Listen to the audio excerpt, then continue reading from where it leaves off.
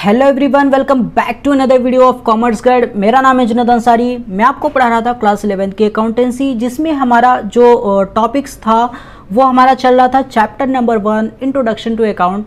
इसमें हमने काफ़ी सारी चीज़ें कवर कर ली थी और जो पिछला वीडियो था उसमें हमने स्टार्ट किया था बेसिक टर्म्स इन अकाउंटिंग। जो ये मीनिंग ऑफ अकाउंटिंग है ये हमने कवर कर लिया था अपने पहले ही वीडियो में, और जो basic accounting as a source of information है ये भी हमने कवर कर लिया था। जो थर्ड ऑब्जेक्टिव है ऑब्जेक्टिव्स ऑफ अकाउंटिंग, ये भी हमने कवर कर लिया था। रोल ऑफ अकाउंटिंग हमने पिछले वीडियो में ही स्टार्ट किया था, सिर्फ इसका डेफिनेशंस था, इसलिए इसको कवर करने में ज़्यादा टाइम नहीं लगा था। तो हमने रोल ऑफ अकाउंटिंग भी कवर किया। उसके बाद जो हमने स्टार्ट किया था बेसिक टर्म्स इन अकाउंटिंग, ये हमारा चल रहा था। हमने कहा था इसे नेक्स्ट क्लास में कवर करेंगे। तो आज हमारा जो नेक्स्ट क्लास है इसमें हम बेसिक टर्म्स इन अकाउंटिंग इसे हम कवर करने वाले हैं। तो चलिए हम स्टार्ट करते हैं बेसिक टर्म्स इन अकाउंटिंग। यहाँ पे हमने आपको लास्ट क्लास में बताया था प्रॉफिट क्या होता है, गेन क्या होता है, लॉस क्या होता है। अगर आप ये हमारी पिछली वीडियोस नहीं देखे हैं तो डिस्क्रिप्शन में लिंक है, और क्या कहते हैं प्लेलिस्ट में भी आपको लाइन से सारी वीडियोस लगी हुई हैं, आप जाके वहाँ से देख सकते हैं। और आज जो हमारा टॉपिक है हम स्टार्ट करने वाले हैं बेसिक टर्म्स इन अकाउंटिंग। उसमें हम स्टार्ट करने वाले हैं डिस्काउंट। डिस्काउंट हम किसे कहते हैं? Discount is the deduction in the price of goods sold. Discount हम उसे कहते हैं जो भी हम सेल करते हैं अपने प्रोडक्ट को, उसमें हम जो सामने वाला परचेज़र है वो परचेस करते वक्त कुछ हमसे डिस्काउंट ले जाए, मतलब कुछ हमसे छूट ले जाए। जैसे ये पेन मान लीजिए 10 रुपये का है, हमने उसे बताया कि ये पेन 10 रुपये का है। उसने कहा कि नहीं, हम 10 रुपये पूरा पे नहीं करेंगे, आप हमें डिस्काउंट दीजिए, आप हमें छूट दीजिए इसमें, तो हम ये पेन को ख़रीद लेंगे। तो ये पेन हमने उसे 8 रुपये में दे दिया, तो 2 रुपये उसके लिए क्या हुआ, जो उसने 8 रुपये हमें पे किया, 10 का था पेन, 8 रुपये में हमने सेल किया, तो उसके लिए जो हुआ वो डिस्काउंट हुआ। हम डिस्काउंट अलाउड करें, वो डिस्काउंट रिसीव किया। ये केस जो आएगा वो आगे पढ़ेंगे, बस जान लीजिए डिस्काउंट इतने को ही कहते हैं। वाउचर हम किसे कहते हैं? Voucher the documentary evidence in support of transaction is known as voucher.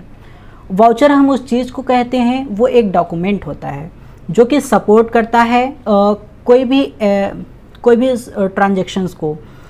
वो एक टाइप का एविडेंस होता है। जैसे आजकल बिल कटते हैं, इनवॉइस बिल बनते हैं, तो उस समय वाउचर्स होते थे जो कि एक एविडेंस होते थे कि हम इनसे माल परचेज किए हैं, माल सेल किए हैं, तो वो एक वाउचर होता था। तो उस टाइप के वाउचर को हम एक डॉक्यूमेंट्री एविडेंस बोल सकते हैं। यहाँ पे गुड्स का बेसिकली मतलब क्या है? It refers to the product in which the business unit is dealing, buying and selling और प्रोड्यूसिंग एंड सेलिंग। गुड्स का बेसिकली मतलब आप तो जानते ही होंगे। जैसे कि एक ट्रेडर है, ट्रेडर आप वो ग्राफ वाला ट्रेडर मत समझिए जो बिजनेस ऑनलाइन पैसा कमाता है। ट्रेडर हम उसे कहते हैं कि जो बिजनेस खोलता है, सिर्फ कहीं से फिनिश प्रोडक्ट ख़रीद के लाता है अपने बिजनेस में और फिर उसे सेल करता है, उसे भी हम ट्रेडर कहते हैं। तो उस चीज़ को हम गुड्स मान लेंगे। अगर कोई बंदा बेचने के लिए ला रहा है सामान, जैसे थोक बाज़ार आप जानते होंगे कि जहाँ मार्केट में एक होता है थोक बाज़ार, जहाँ जो रीसेलर होते हैं वो थोक मार्केट से बहुत सारे सामान लाते हैं, अपने बिजनेस में रखते हैं, फिर उसे सेल करते हैं, तो वो एक टाइप का ट्रेडर हो गया। तो जो रीसेलर है वो उसके लिए क्या हो गया? गुड्स हो गया। जो वो सामान खरीद के फिनिश गुड्स ला रहा है वो उसके लिए गुड्स हो गया। अब एक मैन्युफैक्चरर है, कुछ परचेस करता है, प्लास्टिक परचेस करता है, निब परचेस करता है, बटन परचेस करता है, ये पेन बनाने के लिए। अब वो पेन बनाता है, वो जो सब क्या कहते हैं, ये प्लास्टिक खरीद रहा है, निब खरीद रहा है, बटन खरीद रहा है, वो इसके लिए रॉ मटेरियल है। बट जब वो अपने फैक्ट्री में ये पेन बनाएगा तो वो पेन इसके लिए गुड्स होगा। तो मतलब कहने का सिंपली ये सेंस है, जो आप बेचने के लिए लाते हैं या बेचने के लिए बनाते हैं वो हमारे लिए गुड्स होता है। बेसिकली हम गुड्स उसी को बोलते हैं। यहाँ पे वही चीज़ लिखा है। It refers to product in which the business unit is dealing, buying and selling और producing and selling of goods. हर उस चीज़ को हम गुड्स बोलेंगे जो हम बेचने के लिए लाए हैं बल्क में, बल्क मतलब ज़्यादा में। अब यहाँ पे ड्राइंग का बेसिकली मतलब क्या है, विड्रॉल ऑफ मनी एंड और goods by the owner from the business of personal use is known as drawing. Drawing का बेसिकली मतलब ये है कि कोई भी बिजनेस पर्सन, कोई भी बिजनेसमैन जब भी अपने बिजनेस से या तो पैसे विड्रॉ करे या कोई भी गुड्स निकाल ले।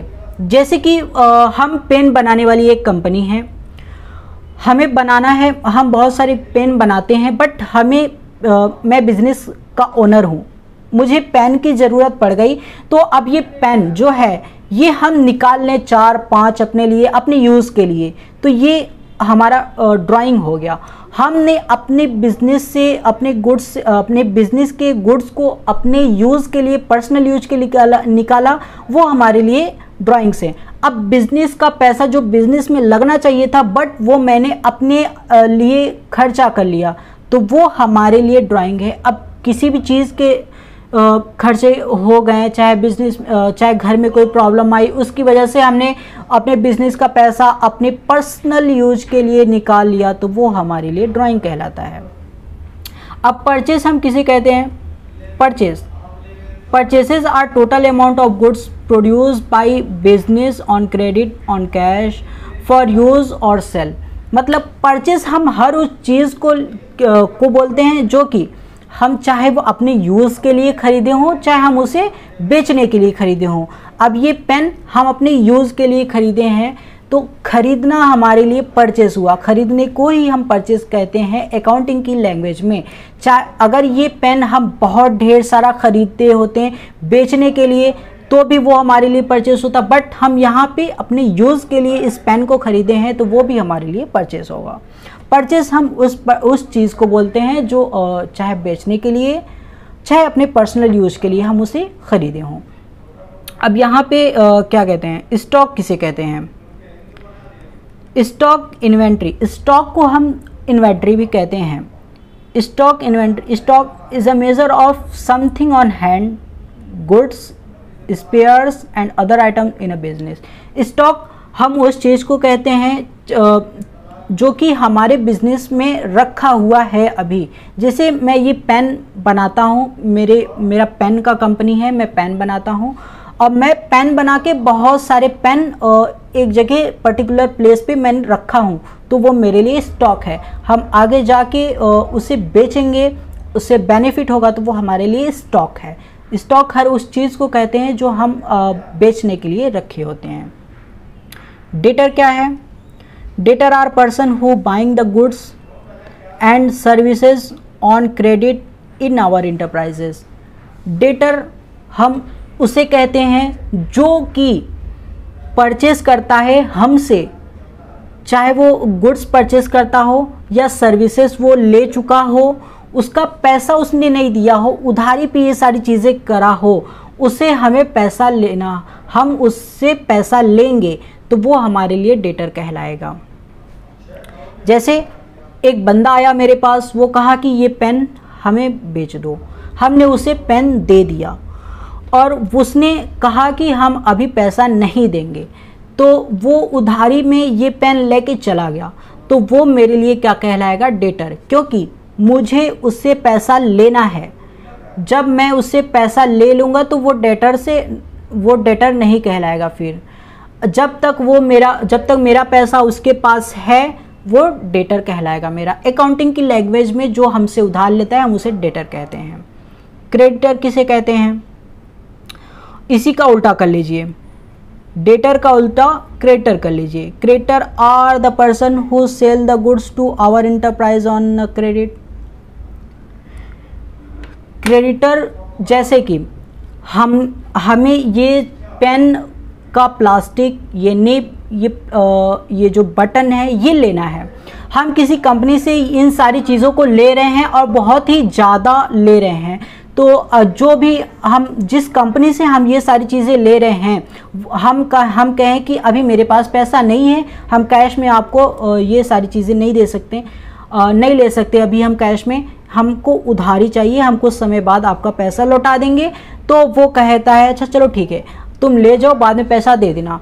तो वो हमें क्रेडिट पर दे दिया, मतलब उसे विश्वास था, इस वजह से उसने हमें ये प्लास्टिक, ये नेब, ये बटन हमें दे दिया।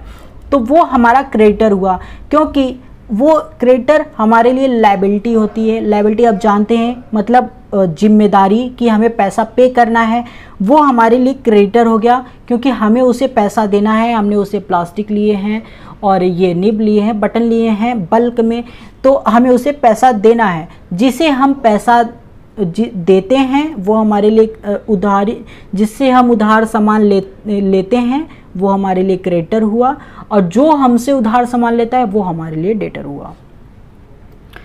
अब यहाँ पे क्वेश्चन फॉर प्रैक्टिस, आपका जो बेसिक टर्म्स इन अकाउंटिंग था वो ख़त्म हो गया। अब यहाँ पे आपका आता है क्वेश्चंस फॉर प्रैक्टिस।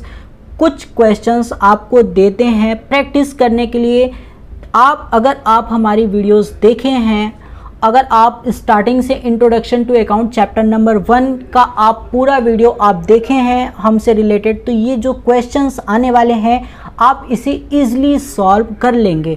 अगर आप हमारी वीडियोस नहीं देखे हैं तो आप सॉल्व नहीं कर पाएंगे। तो कृपया आपसे रिक्वेस्ट है कि आप हमारी वीडियोस को देखें और ये क्वेश्चंस सॉल्व करें। अगर आप इन क्वेश्चंस को सॉल्व कर लेते हैं तो आप समझ लीजिए आपका थ्योरी मजबूत हो गया है, आप एग्ज़ाम के लिए प्रिपेयर्ड हो गए हैं। आप कोई भी टाइप का थियरी आए आप वहाँ पे लिख सकते हैं। जो भी मेन आपका टॉपिक था introduction to account chapter number 1 में, वो था content number 5 basic terms in accounting, जो कि हमने 2 वीडियो में कवर किया है। इससे पहले वाला वीडियो उसमें हमने आधे basic terms in accounting cover किए थे। आज का जो वीडियो है इसमें हमने सारे basic terms in accounting cover कर लिए हैं।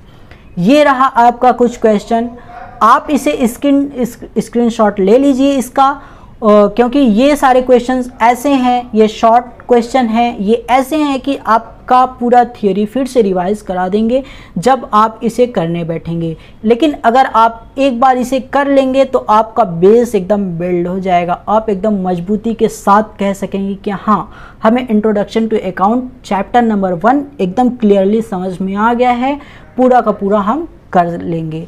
कोई भी थियोरी आ जाए चैप्टर नंबर 1 से हम पूरा सॉल्व कर लेंगे। तो आज हमारा chapter number 1 introduction to account का एंड हो गया।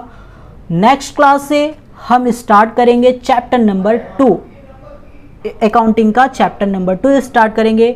मिलते हैं आपको नेक्स्ट वीडियो में, तब तक के लिए गुड बाय।